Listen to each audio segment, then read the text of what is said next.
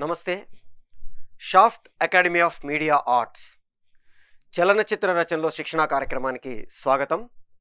నేను డాక్టర్ చిలకమరి నటరాజ్. మనం ఈ ఫిలిం రైటింగ్ కోర్సులో డిఫరెంట్ మాడ్యూల్స్లో డిఫరెంట్ సబ్జెక్ట్స్ని ఎనలైజ్ చేసుకుంటూ వస్తున్నాం. ప్రాక్టికల్గా, థియరిటికల్గా అసలు ఒక స్క్రిప్ట్ని ఎట్లా రాసుకోవాలి, right from the idea to script, bounded script వరకు వెళ్ళే ప్రాసెస్లో డిఫరెంట్ ఎలిమెంట్స్ని ఒక్కొక్క మాడ్యూల్లో మనం ఎనలైజ్ చేసుకుంటూ వస్తున్నాం. లాస్ట్ మాడ్యూల్స్ వరకు మనము స్క్రీన్ ప్లే స్ట్రక్చర్, పారాడైమ్ అంటాము, స్ట్రక్చర్ ఆఫ్ ది ఫిల్మ్ అంటాము. దీన్ని కథకి కథనంకి ఉండే తేడా ఏంటి, వీటి గురించి డిస్కస్ చేసుకున్నాము. ప్లాట్ లేదా arrangement of the scenes in an ఆర్డర్ని మాట్లాడుకున్నాము. అయితే సీన్స్ని విడివిడిగా చేయలేం కాబట్టి సీక్వెన్స్ని మనం ఆర్డర్లో పెట్టుకోవాలి అని కూడా డిస్కస్ చేసుకున్నాం. సో ఈ మాడ్యూల్లో మనము అసలు ఒక కథని కథనంగా మార్చుకునేటప్పుడు ఎట్లా విడదీసుకుంటాము, దాన్ని మనం దేన్ని బేస్ చేసుకొని ఎందుకు మార్చుకోవాలి, అసలు దృశ్యం అంటే ఏంటి, వాటికి సంబంధించిన ఎలిమెంట్స్ని ఈ 1-2 మాడ్యూల్స్లో మనం ఎలాబరేటెడ్గా మాట్లాడుకోవడానికి ట్రై చేద్దాం. దృశ్యము, సీన్ రెండు సమానమైనవి. ఆల్రెడీ ఇంతకుముందు మనం మాట్లాడుకున్నాము. గ్రీక్ పదము స్కానే అనే పదం. స్కానే అంటే ఒక వెనక ఉండే ఒక గోడ, ఆ గోడ మీద ఒక పెయింటింగ్ వేసి దాని ముందు యాక్టింగ్ చేసేవాళ్ళు. అంటే ఆ ప్రాసెస్లో వాళ్ళు ఆ స్కేనే అంటే ఆ గోడ మీద వేసిన పెయింటింగ్ ఏదైతే ఉందో, painting in the sense back drop, దాని ముందు చేసేవాళ్ళు. అంటే ఒక రాజభవనమో లేదా ఒక టెంపులో లేకపోతే ఒక అడవో ఒక ఎడారో ఇలాంటిది ఒకటి వేసేసి దాని ముందు చేసేవాళ్ళు. దాని ముందు చేస్తున్నారు కాబట్టి స్కేనే ముందు చేస్తున్నారు కాబట్టి ప్రో స్కేనే అని అనడం మొదలెట్టారు. దాన్ని సీన్, స్కానేని సీన్ని ప్రొసీనియంగా అయింది. ప్రో స్కేనే కాస్త ప్రొసీనియం అయింది. ప్రొసీనియంనే మనం ఇప్పుడు రవీంద్ర భారతి లాంటి ఆడిటోరియంలో 3 వైపుల క్లోజ్ ఉండి ఒకవైపు ఓపెన్ ఉండే ఆడిటోరియంస్ని మనం ప్రొసీనియం థియేటర్స్ అంటాం. సో అంటే closed auditoriums, open air auditorium, proscenium, arena, parabola stage, thrust stage, ఇట్లా రకరకాల స్టేజెస్ ఆడిటోరియంస్లో ఉంటాయి. వాటిల్లో ప్రొసీనియం అనేది నాటకం వేసే ప్రాసెస్లో ఎక్కువగా ప్రాచుర్యాన్ని పొందిన స్టేజెస్. మనం సినిమా కూడా దాదాపుగా దాన్ని బేస్ చేసుకునే చేస్తున్నాం. మనకి స్క్రీన్ ఉంటుంది, దాని ముందు మనం కూర్చొని చూస్తాము. అయితే 2 డైమెన్షనల్ స్క్రీనే కానీ మనకు అది 3 డైమెన్షనల్గా కనబడుతుంది. సో ఈ స్కానే అనే పదం నుంచి వచ్చిన సీన్ అనేది మనము ఇక్కడ సినిమాకు సంబంధించి ఒక సంఘటనగా మనం డిస్కస్ చేసుకుంటాము. సీన్కు ఉండాల్సిన లక్షణాలు ఏంటి మనం ఇంతకుముందు కొంచెం మాట్లాడుకున్నాం. ఇప్పుడు డీటెయిల్గా మాట్లాడుకోవడానికి ట్రై చేద్దాం. మామూలుగా వాళ్ళు ఏదైతే స్కానే ముందు చేసే సీన్ అనే పదంకి వాళ్ళు పెట్టుకున్న పాయింట్ ఏంటంటే, ఒకసారి నటులందరూ ఆ రంగస్థలం మీద నుంచి నిష్క్రమించి వెళ్ళిపోవడం. అంటే ఒకసారి వచ్చారంటే వెళ్ళిపోయి లైట్స్ ఆఫ్ ఉండేవి కాదు. ఆ కాలంలో కేవలం ఒక కాగడాల వెలుతురులోనో లేకపోతే డే లైట్లోనో, మనకి భారతదేశంలో కాగడాల వెలుతురులో నాటకాలు చేసినట్టుగా మనకి ఆధారాలు ఉన్నాయి. కానీ వెస్ట్రన్ వరల్డ్కి వెళ్తే రాత్రిపూట నాటకాలు ప్రదర్శించిన ఆధారాలు చాలా తక్కువ. మనకి రోమన్ థియేటర్లో ఇండోర్ ఆడిటోరియం వచ్చేంత వరకు కూడా రాత్రిపూట కానీ ఇంటీరియర్లో కానీ నాటకాలు వేసిన చరిత్ర మనకి కనబడదు. గ్రీకులో ఓపెన్లో ఆ టెంపుల్ ముందుండే ఒక దాన్ని ఏమంటామంటే ఒక మెట్ల లాంటివి ఉండి దాని ముందుండే ఒక ఎరీనా లాంటి ప్లేస్లో నాటకాలు ప్రదర్శించేవాళ్ళు.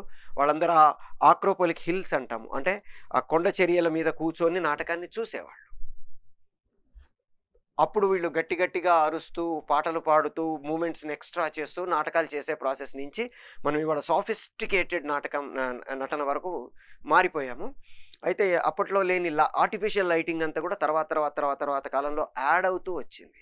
ఇప్పుడు మనం సీన్కు పెట్టుకునే అర్థాలకి అప్పుడు వాళ్ళు పెట్టుకునే అర్థానికి చిన్న తేడాలు ఉన్నాయి. అవేంటో తెలుసుకోగలిగితే అప్పటికి ఇప్పటికి వచ్చిన మార్పులు మనం అర్థం చేసుకోవడానికి అవకాశం ఉంటుంది. ఆ స్కెనే ముందు అందరూ ఒకసారి వచ్చి మళ్ళీ వెళ్ళిపోతే ఒక సీన్ అయిపోయినట్లు లెక్క. అంటే రంగస్థలం మీద నుంచి పాత్రలు మొత్తం నిష్క్రమించేవి. ఎందుకంటే లైట్స్ ఆఫ్ లేవు కాబట్టి ఒకసారి వెళ్ళిపోతే చిన్న చేంజ్, మళ్ళీ వచ్చారు, మళ్ళీ వస్తే అక్కడ జరిగేది. అంటే ఒక సమయంలో జరిగే, ఒక ప్రదేశంలో జరిగే ఒక సంఘటన. ఇది ఆల్రెడీ మనం ఒకసారి డెఫినేషన్ మాట్లాడేసుకున్నాం ఒక మాడ్యూల్లో. ఒక సమయంలో ఒక ప్రదేశంలో జరిగే ఒక సంఘటన, దీన్ని సీన్ అనేవాళ్ళు. మనం దృశ్యం దగ్గరికి వచ్చేసరికి కూడా దాన్నే మనం వాడుకుంటున్నాము. ఒక సమయంలో ఒక ప్రదేశంలో జరిగే ఒక సంఘటనని మనం దృశ్యము అంటున్నాము. దృశ్యం అంటే యాక్చువల్‌గా చూడడానికి వీలైంది అని అర్థము. దృష్ అంటే చూపు. దృశ్యము అంటే చూడదగింది. మనకి భరతుడి నాట్యశాస్త్రంలో అంకము, దృశ్యము, సంధి ఇట్లా విడదీశాడు. సో, ఈ దృశ్యము అనేది భారతీయ సిద్ధాంతంలో కానీ, వెస్టర్న్ సిద్ధాంతంలో కానీ, ఓల్డ్ సిద్ధాంతంలో కానీ, మోడర్న్ సిద్ధాంతంలో కానీ బేసిక్‌గా 3 యూనిటీస్ అనేవి మనం ఫిక్స్ చేసుకోవడానికి ప్రయత్నం చేస్తున్నాం. Unity of action, unity of place, unity of time. ఈ 3 యూనిటీస్ ఉంటే దాన్ని మనం ఒక దృశ్యంగా పరిగణిస్తాము, ఒక సీన్‌గా పరిగణిస్తాము. ఒకే సమయంలో, ఒకే ప్రదేశంలో జరిగే ఒక సంఘటన, ఒకటే యాక్టివిటీ. యాక్టివిటీ మారినా సీన్ మారినట్టు లెక్క, ప్లేసు మారినా సీన్ మారినట్టు లెక్క, తర్వాత టైం మారినా సీన్ మారినట్టు లెక్క. ఇవాళ జరిగింది మళ్ళీ రేపు, లేదా మార్నింగ్ జరిగింది ఈవినింగ్ జరుగుతుంది. ఎందుకంటే లైట్ చేంజ్ చేయాలి, యాక్టివిటీ చేంజ్ చేయాలి, ఇవన్నీ చేంజెస్ చేసే ప్రాసెస్లో ఆటోమేటిక్గా దృశ్యము మారిపోయింది అంటాము. అయితే కొన్నిసార్లు సినిమాలలో మనకి కంటిన్యూగా వెళ్తూ ఉంటుంది సీను. ఉదాహరణకి ట్రావెల్ చేస్తున్నారు, బస్ ఎక్కారు, వెళ్తూ ఉన్నారు. ఎక్కడా బ్రేక్ లేకుండా కంటిన్యూగా వెళ్తున్నంతసేపు ఒక సీనే. ఎక్కడన్నా బ్రేక్ వచ్చి దానికి మనం యాక్టివిటీ చేంజ్ ఓవర్లోనో, టైం చేంజ్ ఓవర్లోనో, లేకపోతే ప్లేస్ చేంజ్ ఓవర్లోనో మనం చూపిస్తే సీన్ మారినట్టు లెక్క. ఇది మనం దృష్టిలో పెట్టుకొని మనం దృశ్యాల్ని రాసుకోవడానికి ప్రయత్నం చేస్తాము. దృశ్యము అనగానే మనం ఒక fixed place, fixed time, fixed activity ఈ 3 పెట్టుకొని మనం రాయడానికి ప్రయత్నం చేస్తాం. మనం ఇంతకుముందు ఒక మాడ్యూల్లో చెప్పుకున్నట్టు టోటల్గా మన కథ మొత్తాన్ని 5S అని మాట్లాడుకున్నాం మనం. ఇవాళ మనం ఈ 5S ఎలాబరేట్ చేసుకొని ఈ దృశ్యం గురించి ఇంకా కొంచెం కూలంకషంగా మాట్లాడుకుందాం. ఈ 5Sలలో మొదటి S టోటల్ స్టోరీ. ప్రేక్షకుడికి సంబంధించినంత వరకు ఇది లాస్ట్ది, మనకు సంబంధించినంత వరకు ఇది ఫస్ట్ది. So total STORY story, first story, ఇది మొదటి ఎస్, మొత్తం కథ. ఈ కథని మనము కొన్ని సీక్వెన్సెస్, సెకండ్ ఎస్ సీక్వెన్స్ అంటే ఒకే ఊహతో కూడిన దృశ్యముల సముదాయము. అంటే మనం ఆల్రెడీ వీటిని కొంచెం మాట్లాడుకున్నాము, ఇప్పుడు ఎలాబరేటెడ్గా మాట్లాడుకుంటున్నాం.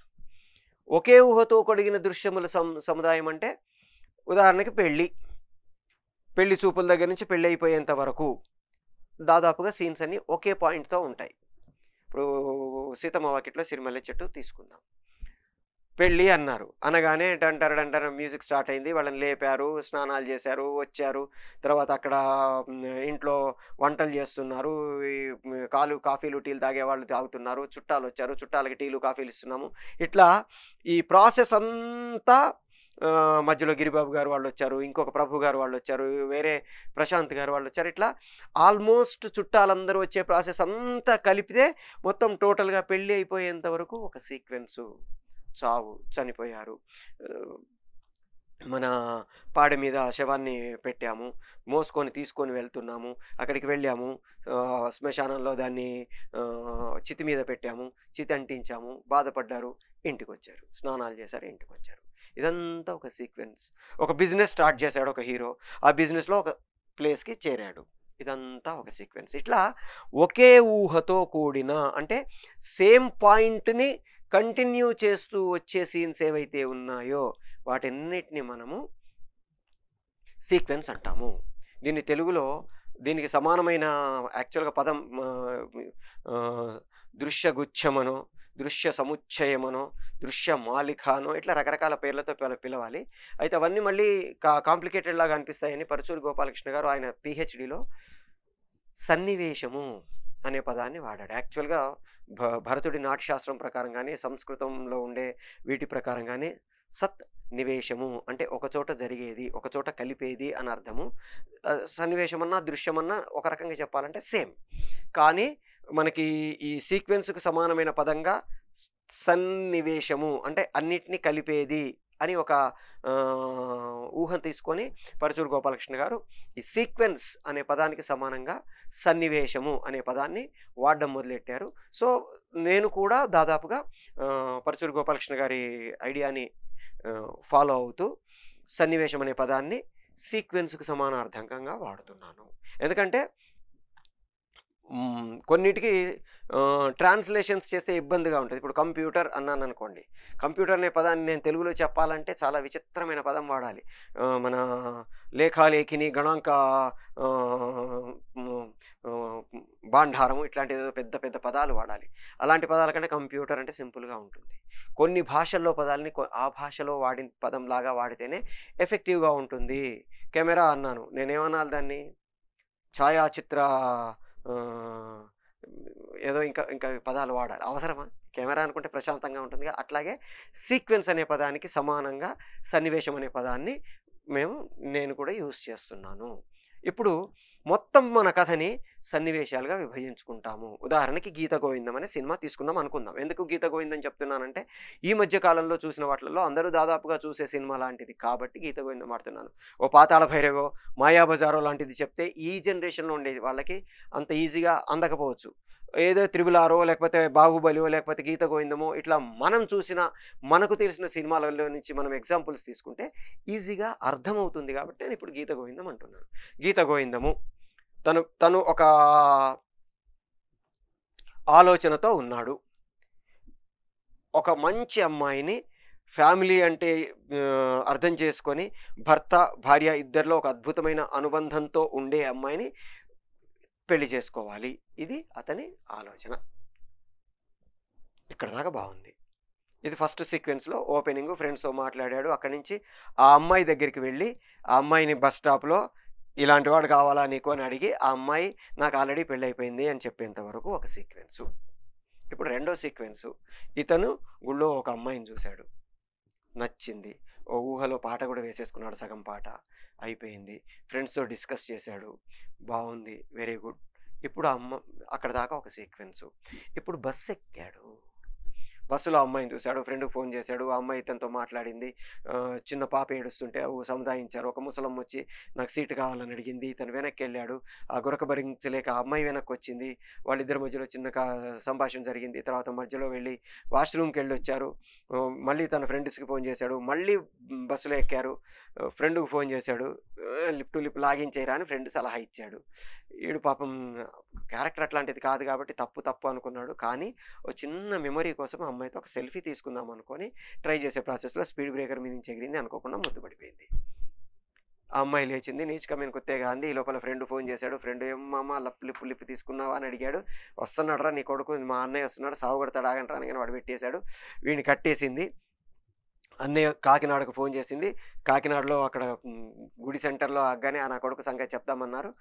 బస్సు ఆగింది. ఇక్కడి దాకా ఒక సీక్వెన్స్. టోటల్ బస్సుకు సంబంధించింది టోటల్‌గా ఒక సీక్వెన్స్.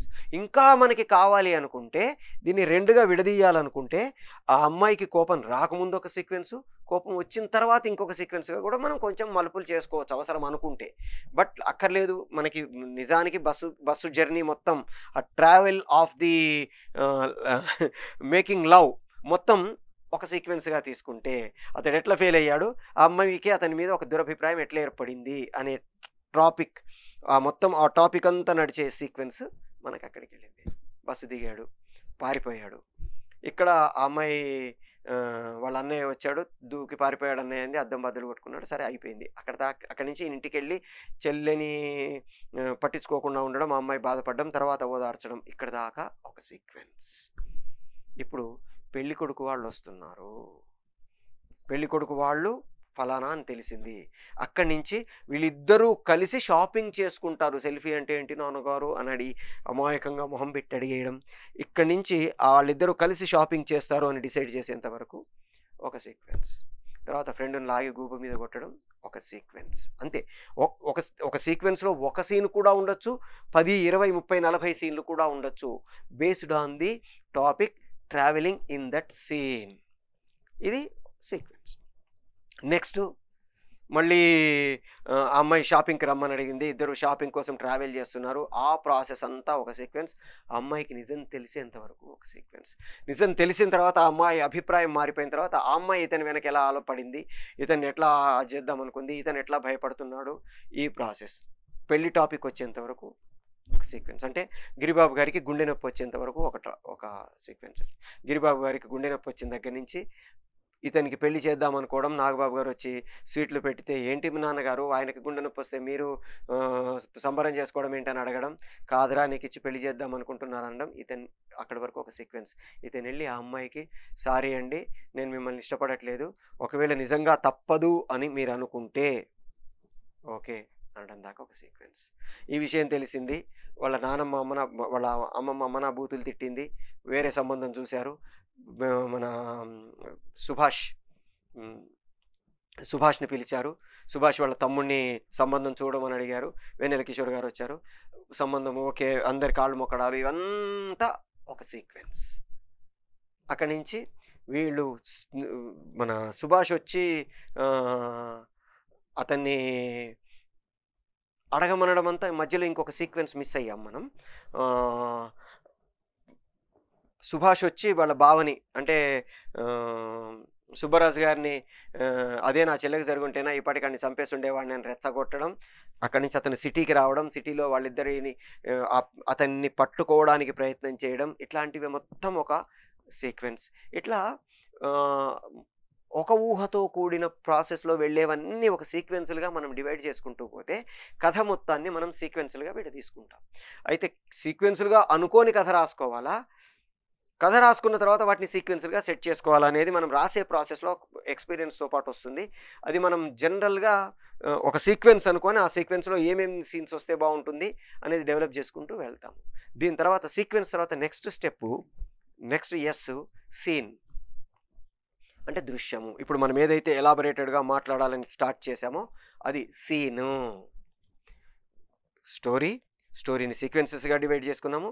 సీక్వెన్సెస్‌ని సీన్స్‌గా డివైడ్ చేసుకుంటాము ఒక్కొక్క సంఘటనగా. ఇప్పుడు ఉదాహరణకి గీత గోవిందంలో ఫస్ట్ సీక్వెన్స్ ఆ అమ్మాయి దగ్గరికెళ్ళి ఇతన్ని పెళ్లి చేసుకుంటావా అని అడిగేంత వరకు వెళ్ళే సీక్వెన్స్‌లో మనకి ఫస్ట్ ఇతను లేవడం, చాగంటి గారి ప్రసంగాలు వినడము, తర్వాత భారతీయుడు సినిమాలో బిట్టు చూడడము, నెక్స్ట్ ఫ్రెండ్‌ని తిట్టడము, పొద్దున్నే లేచి ఫ్రెండ్‌ని ఇతనికి వాళ్ళకు ఉండే ఆ వేరియేషన్ ఎస్టాబ్లిష్ చేయడము, బస్ స్టాప్‌లో అమ్మాయిని చూడడము, నెక్స్ట్ వీళ్ళతో కలిసి ప్లాన్ చేయడము, ఆ బస్ స్టాప్‌కి వెళ్ళడము, ఇదంతా డిఫరెంట్ సీన్స్. ఒక సీక్వెన్స్‌లో 5 సీన్స్ ఉండొచ్చు, 7 సీన్లు ఉండొచ్చు, 10 ఉండొచ్చు, 15 ఉండొచ్చు, ఒక సీన్ కూడా ఉండొచ్చు. ఒక సీక్వెన్స్‌తో ఉండే సీన్స్ కూడా ఉండొచ్చు. అంటే మిగతా వాటితో సంబంధం లేకుండా ఒక సీన్ ఉంటే అది ఒక సీక్వెన్స్ కింద లెక్క. అట్లా ఒక సీన్ సీక్వెన్సా, 5 సీన్ల సీక్వెన్సా, 50 సీన్ల సీక్వెన్సా మనకు సంబంధం లేదు. ఎన్ని సీక్వెన్స్‌లుగా డివైడ్ చేసుకుంటాం. ఈ సీక్వెన్స్‌లో ఎన్ని సీన్స్ ఉంటాయి. ఆ సీన్ అనేది నెక్స్ట్ స్టెప్. దాని తర్వాత స్టెప్ మనం చెక్ చేసుకుంటే షాటు తర్వాత స్టిల్లు లేదా ఫ్రేమ్ అనేది ఒక రకంగా చెప్పాలంటే డైరెక్టర్‌కి సంబంధించిందే, రచయితకు సంబంధించింది కాదు. కానీ మనకెందుకు అవసరము అనే దాని గురించి ఇప్పుడు డిస్కస్ చేసుకోవడానికి ట్రై చేద్దాం. ఒక సీన్‌ని నేను రాసేటప్పుడు దర్శకుడు విజువలైజేషన్ చేసుకోవడానికి వీలుగా రాసుకుంటాను. అంటే దాన్ని వాక్యాలుగా నేను సెట్ చేసుకుంటే వి. Madhusudan Rao garu, the great director victory Madhusudan Rao garu, ఆయన చేసిన 72 సినిమాల్లో 65 సినిమాలు 150 డేస్ 100 డేస్ ఆడిన సినిమాలే. అందుకే ఆయన్ని విక్టరీ మధుసూదన్ రావు గారు అనేవాళ్ళు. వీరమాచినేని మధుసూదన్ రావు గారు ఆయన, కానీ ఆయన్ని విక్టరీ మధుసూదన్ రావు గారు అని పిలిచేవాళ్ళు. ఎందుకంటే ఆయన సినిమా చేస్తే పోయే సమస్యే లేదు అని చెప్పుకునేవాళ్ళు. అదృష్టవశాత్తు ఆయనతో కలిసి ట్రావెల్ చేసే ప్రాసెస్ కానీ, ఆయన డైరెక్షన్ చేస్తుంటే చూసే ప్రాసెస్ కానీ నాకు దక్కింది.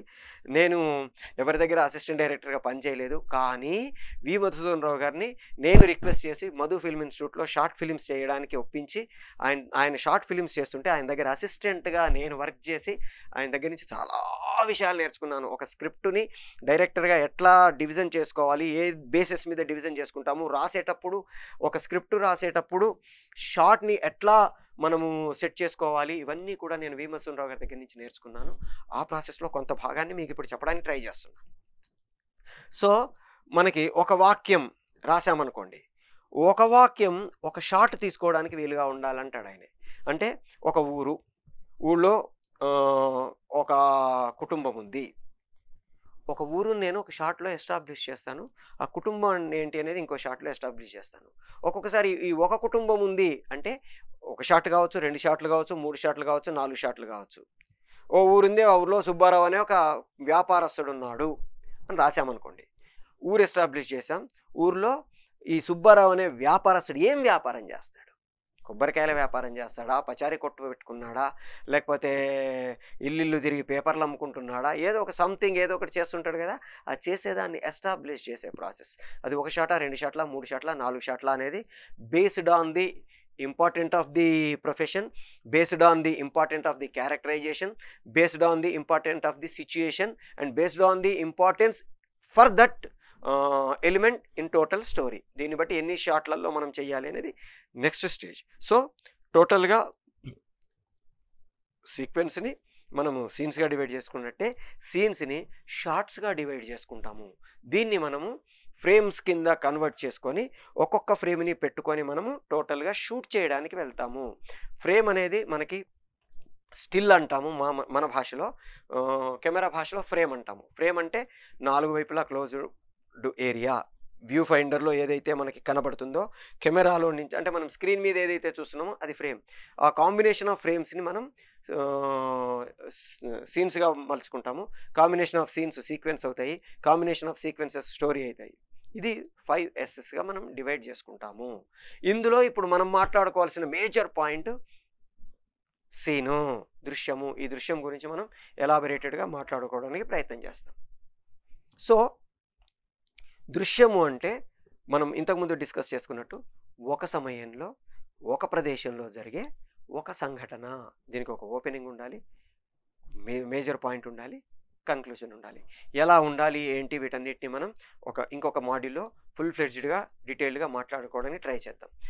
షాఫ్ట్ అకాడమీ మనకి డిఫరెంట్ కోర్సెస్ని మన పొట్టి శ్రీరాములు తెలుగు విశ్వవిద్యాలయం అఫిలియేషన్ తోటి అతి తక్కువ ఫీజులతో అథెంటిక్ సర్టిఫికేషన్ తోటి మనకు అందజేస్తుంది. ఫిలిం మేకింగ్కు సంబంధించిన 3 major wings: animation, film making and fine arts. ఈ మూడిట్లలో డిప్లొమాసు, పోస్ట్ గ్రాడ్యుయేషన్ డిప్లొమాసు, డిగ్రీసు, పీజీసు వరకు కూడా డిఫరెంట్ స్టేజెస్లో మనకి అథెంటిక్ సిలబస్, ఇంటర్మీడియట్ బోర్డు కావచ్చు, SSC secondary board of education కావచ్చు, తర్వాత డిగ్రీస్ యూనివర్సిటీస్ కావచ్చు, వీటన్నిటి అఫిలియేషన్ తోటి స్పెసిఫిక్గా మనకి అందజేస్తుంది. మీరు ఈ స్క్రిప్ట్ రైటింగ్ కోర్స్ ఎట్లాగైతే నేర్చుకుంటున్నారో అట్లాగే మిగతా కోర్సెస్ కూడా నేర్చుకొని ఇండస్ట్రీలోకి వెళ్ళి మిమ్మల్ని మీరు ఒక ఫుల్ ఫ్లెడ్జ్డ్ టెక్నీషియన్ గానో, రైటర్ గానో, డైరెక్టర్ గానో ప్రూవ్ చేసుకోవడం